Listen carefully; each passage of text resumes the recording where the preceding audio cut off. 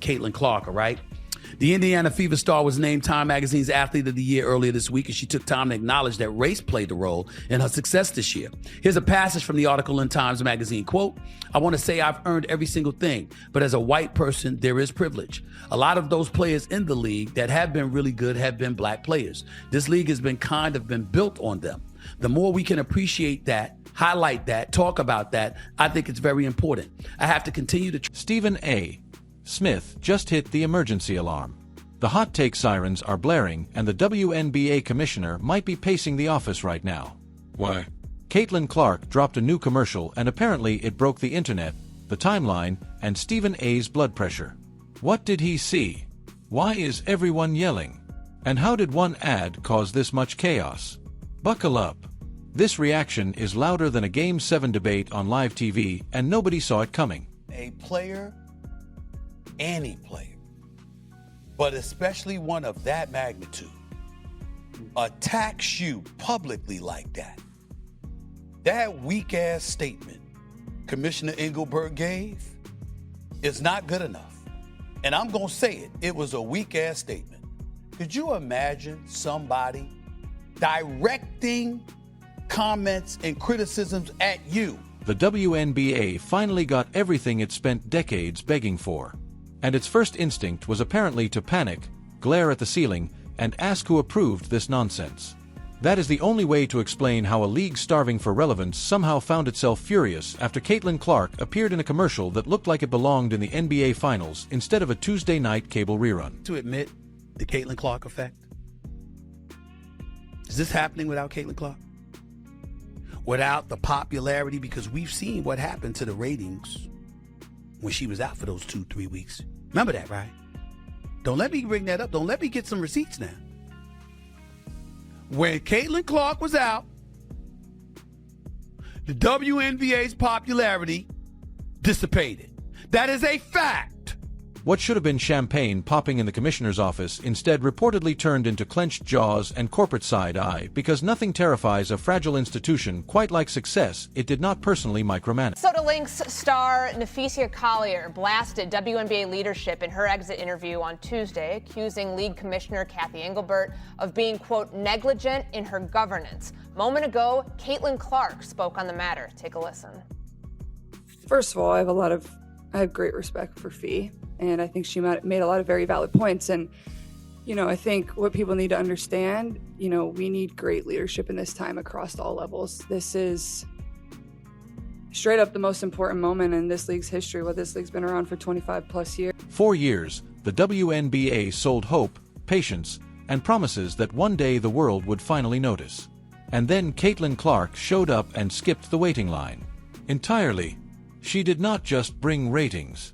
She brought casual fans, corporate sponsors, and viral clips. Conversations they've had with you directly and telling the world what you said. And did you see that statement Commissioner Engelbert gave? She basically provided no defense of herself. I don't have the statement right directly in front of me, y'all. Mischaracterization. A mischaracterization. She was disheartened. I'm disheartened at the mischaracterization. What? And something even rarer, which was people arguing about women's basketball without being forced to. That alone should have triggered a league-wide celebration tour. But instead, it triggered what Stephen A. Smith has now all but confirmed was full-blown commissioner rage after seeing Clark's latest commercial dominate screens like it owned the place. The irony is almost poetic because the league spent decades insisting it was never about one player only to discover that one player is exactly what the business needed all along. When Clark appears in a commercial, she is not framed as a supporting character in a collective movement, but as the entire event, the center of gravity, the reason the camera exists in the first place. The problem is not the commercial itself, but what it represents, which is a player who no longer needs the league's permission to be famous, profitable, or powerful. That is where the rage begins, because power in professional sports is supposed to flow one way and Caitlin Clark just reversed the direction. That's not to throw shade on a product and act like it doesn't grow at all. It's not to say that there wasn't improvement and there wasn't an elevation in its popularity. It's just saying that it's on another dimension when it comes to Caitlin Clark. Do you know what the best thing that could happen for the WNBA is right now? Are you ready for this? If Caitlin Clark and the Fever win the championship. If that girl win the championship this early in her career. Stephen A. Smith did not stumble into this conclusion accidentally because he has been watching the body language, the decisions, and the increasingly awkward energy coming from league leadership since draft night. What he is now confirming is that the WNBA is not celebrating Clark's rise, but quietly resenting it. Because every time she lands another high-profile deal, it exposes how little the league itself contributed to building her brand. Instead of being the architect of this moment, the WNBA looks like a landlord who forgot to collect rent while the tenant turned the building into a luxury property. It reminded everyone that there is one person driving the bus right now, and it is not sitting in the commissioner's chair. What makes the situation almost comical is how stark the contrast has become between Clark's brand image and the WNBA's own marketing efforts. Her commercials look sleek, modern, and global, while the league's promotional material often feels like it was assembled by committee after a long lunch break. Can elevate black women, that's going to be a beautiful thing, end quote. You see why I had no problem with her being Times Athlete of the Year? You see why I said that she should have been on Team USA? You see why I had to go off on the likes of Cheryl Swoops and others who were clearly distant and dismissive of her, no matter how much they try to deny it? There was resentment towards her, and here's why I said it was stupid. Because when she came into the WNBA, for 22 plus years, they had been flying. That gap is not just embarrassing. It is infuriating for executives who were supposed to be the marketing experts in the room. When a sneaker company or beverage brand does a better job selling your sport than you do, it stops being a coincidence and starts being an indictment. Stephen A. Smith has been especially blunt about this because he sees the emotional reaction for what it is, which is insecurity disguised as authority. He has pointed out that the commissioner was hired to grow the business, not to compete with her own players for relevance. Yet here we are watching leadership act personally offended by a rookie's success. That resentment does not stay locked in the boardroom because it leaks into the culture, the messaging, and eventually the court itself. When the tone at the top is cold and dismissive, it sends a message throughout the league that Clark is not untouchable, not protected, and not particularly welcome at the center of attention. Then the person I call the golden goose of the WNBA, Caitlin Clark, you understand, who is box office for the WNBA. Just look at the numbers, look at the ratings, look at everything. For her to come out and said, Fee said it all.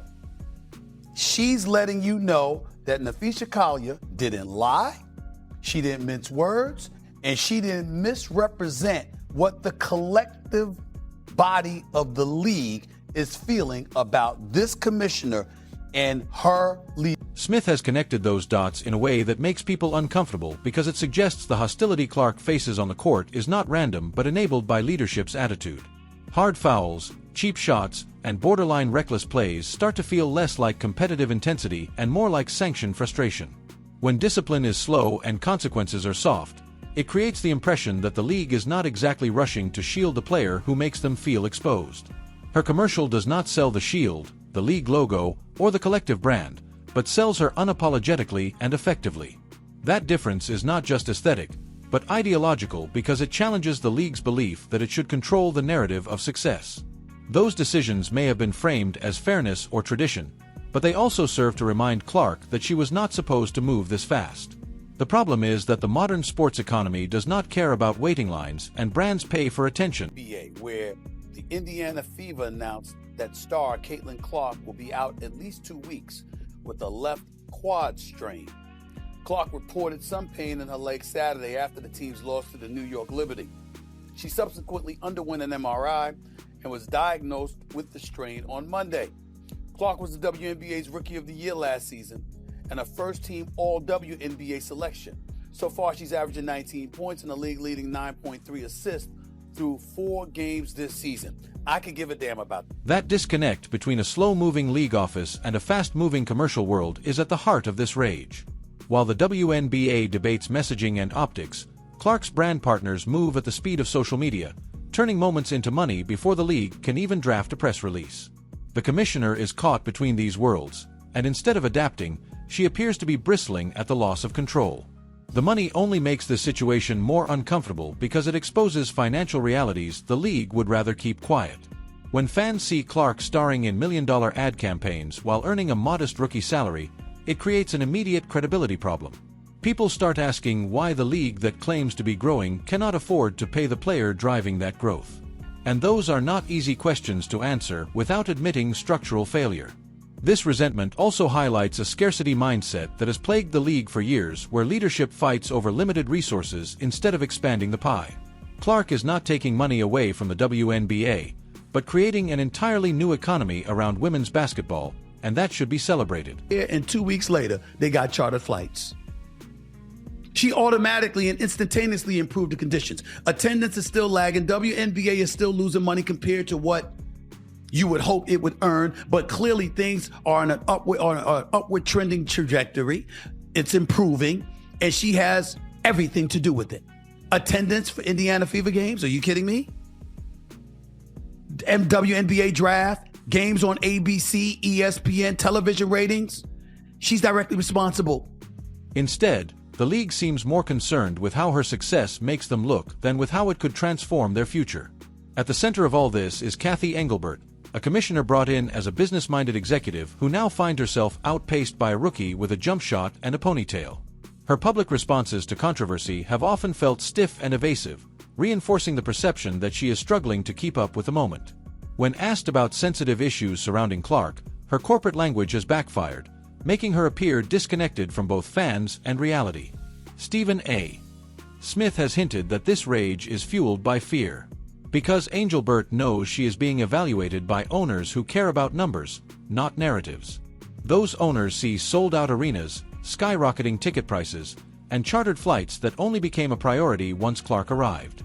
Instead of upgrading their approach, the reported reaction suggests bitterness that Clark is outshining the institution meant to elevate her.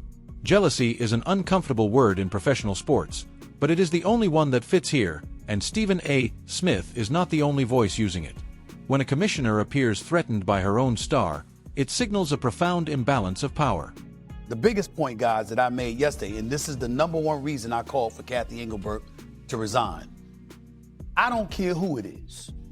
If somebody calls you out publicly and you're in a leadership position and you've been called out publicly and attacked that way, you don't give what I said was that weak-ass response that Cathy Engelbert got. I'm going to say it again because people thought I stuttered just there. I don't know how because I don't stutter. Weak-ass comment. I'm going to say it one more time. Weak-ass. Clark commands attention effortlessly while league statements struggle to hold it. And that reversal is hard for executives accustomed to being the final authority. This dynamic becomes painfully obvious in how the league handles social media, where fans have noticed delays and inconsistencies in posting Clark's highlights compared to others. While some dismiss this as coincidence, the pattern feels too persistent to ignore, reinforcing the perception of intentional minimization. The commercial only amplifies this frustration because it exists beyond the league's control, playing on televisions everywhere regardless of official approval. By refusing to fully embrace Clark's commercial success, the WNBA appears to be drawing a line in the sand, positioning itself against the very momentum keeping it relevant. That is a dangerous stance because history shows that leagues do not win wars against cultural movements. The darkest implication of this tension is how it may be influencing on-court behavior because leadership sets the tone for what is acceptable.